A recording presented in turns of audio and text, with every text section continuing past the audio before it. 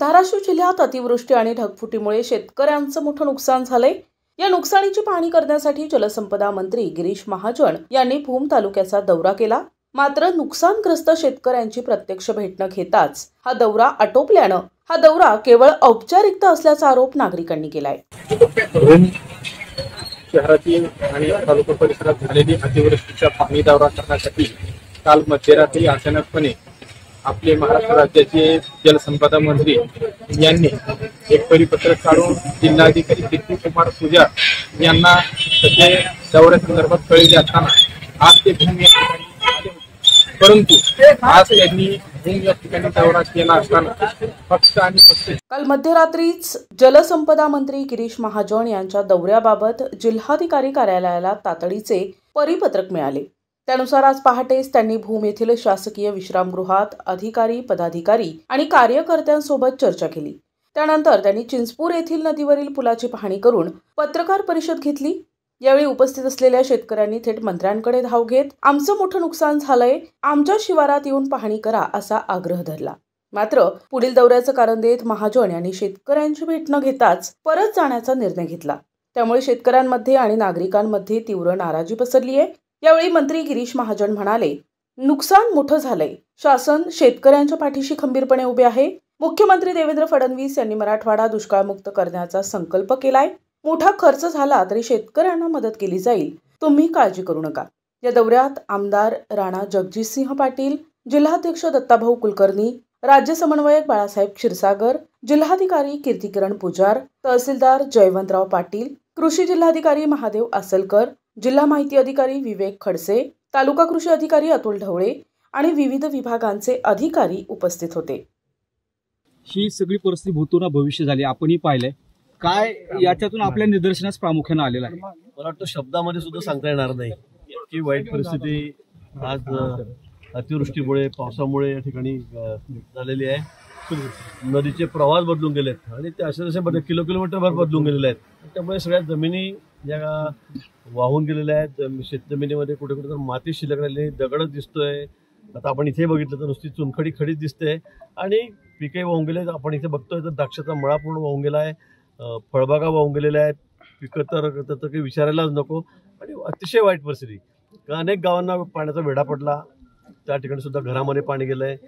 जनावरं या तालुक्यात जवळपास 100-125 जनावरं या ठिकाणी गेलेली आहेत, दगावलेली आहेत आणि मोठं नुकसान मला वाटतं कोणी कल्पना केली नसेल आणि कोणी यापूर्वी बघितले नसेल, इतकं मोठं नुकसान या पावसामुळे या ठिकाणी झालं।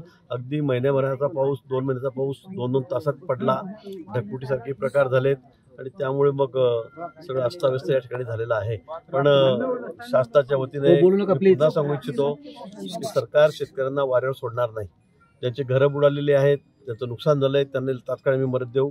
आजकालमध्ये पंचनामे पूर्ण होतील, कारण कालपर्यंत पाऊसच एवढा होता। सगळे अधिकारी आमचे रात्रंदिवस 24/7 या ठिकाणी काम करतायत आणि तात्काळ मदत जी असेल ती आम्ही त्या ठिकाणी देणार आहोत। पण त्याबरोबर शेतकऱ्यांना सुद्धा या ठिकाणी मदत, योग्य अशी मदत। आज कॅबिनेटची बैठक झाली, मला माहीत नाही काय निर्णय झाला नाही झाला, पण मला वाटतं माननीय मुख्यमंत्री महोदय अतिशय चांगला निर्णय या संदर्भामध्ये घेतील आणि शेतकऱ्यांना सुद्धा कोणी वाऱ्यावर सोडू देणार नाही। महाजन साहेब विषय असा आहे की ओला दुष्काळ जाहीर करण्याची बाबत काही निर्णय होणार आहे का? त्याला अनुसंगून गेल्या वेळेस एकनाथ शिंदे मुख्यमंत्री असताना 13-13.5 हजाराची मदत झाली होती।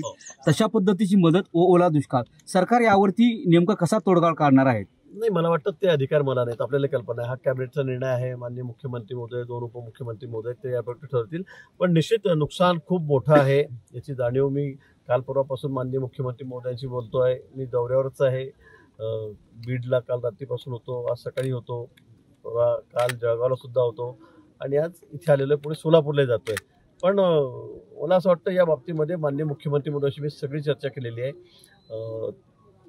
योग्य निर्णय या बाबतीमध्ये, ओला दुष्काळ सरसकट असेल सरसकटी करतील, जिथे वेगवेगळ्या ठिकाणी वेगवेगळी परिस्थिती आहे, पण आवश्यक असेल त्या ठिकाणी आवश्यक तो निर्णय घेतला जाईल। मी पुन्हा सांगेल की शेतकऱ्यांना सरकार वाऱ्यावर सोडणार नाही, शेतकऱ्यांच्या पाठीशी आम्ही खंबीरपणे उभे राहू। ओला दुष्काळ जिथे असेल, जिथे सार्वत्रिक पाऊस असेल, तिथे तोही निर्णय घेतला जाईल।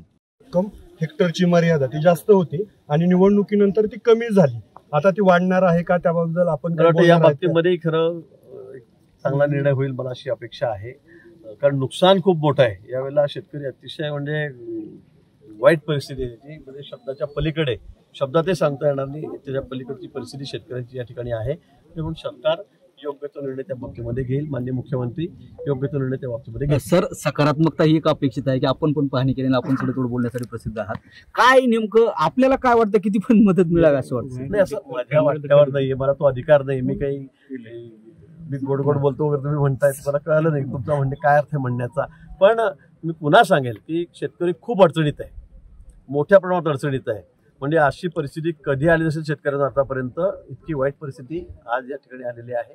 आणि म्हणून सरकार शेतकऱ्यांना वाऱ्यावर सोडणार नाही. माननीय मुख्यमंत्री महोदय आपल्याला माहिती आहे संवेदनशील आहेत, सरकार आमचं संवेदनशील आहे आणि त्यामुळे योग्य निर्णय सरकार या बाबतीमध्ये. सर, याला जोडून नदी जोड प्रकल्पाचा विषय पुन्हा या होतो की ज्या पद्धतीने आता पाण्याचा प्रवाह आहे किंवा जे सगळं असं वाढतं की आता व्यस्त सगळं पाणी पात्र सोडून मग नदी जोड प्रकल्पाच्या बाबतीत मराठवाड्याचा विशेष करून काय सरकार या बाबतीत उपाययोजना राबवणार असेल किंवा पुढील भविष्यातला नदी जोड प्रकल्प हा तर आमचा विषय महत्वाकांक्षी प्रकल्प आहे. कारण आपण अनेक वर्ष बघितले मराठवाड्याला हा दुष्काळाच्या छायेतच आहे. तर यावर्षी ढगफुट्या झाल्या, काय ग्लोबल वॉर्मिंग असेल कशामुळे काय, पण मराठवाड्याला पाणी मिळालं पाहिजे, शेतीला पाणी मिळालं पाहिजे, प्यायला पाणी मिळालं पाहिजे, याला आमची प्राथमिकता आहे. आणि आपण बघितलं की पूर्ण महाराष्ट्रामध्ये म्हणजे विदर्भात सुद्धा, आता मी तिकडचा मंत्री पण आहे जलसंपदा खात्याचा, तर तिकडे सुद्धा जवळपास 1,00,000 कोटी रुपयाच्या वरचा प्रकल्प आम्ही राबवतोय. त्याचा सर्वे झालेला आहे. बहुतेक महिनाभरामध्ये पहिल्या टप्प्यात 45,000 कोटी रुपयाचं टेंडर सुद्धा त्या ठिकाणी निघेल. आणि ज्या ज्या भागात दुष्काळ आहे, जिथे पाऊस होत नाही, पाऊस कमी आहे, अशा भागामध्ये जो कोरडवाहू भाग आहे तिथे शेतकऱ्यांना पाणी देणं ही आमची प्राथमिकता आहे. आणि त्यातूनच आपण या खोऱ्यामध्ये सुद्धा, तुमच्या मराठवाड्यामध्ये सुद्धा त्या ठिकाणी पाणी आणतो. मोठा खर्च, खूप मोठा खर्च त्यासाठी सरकार करत आहे.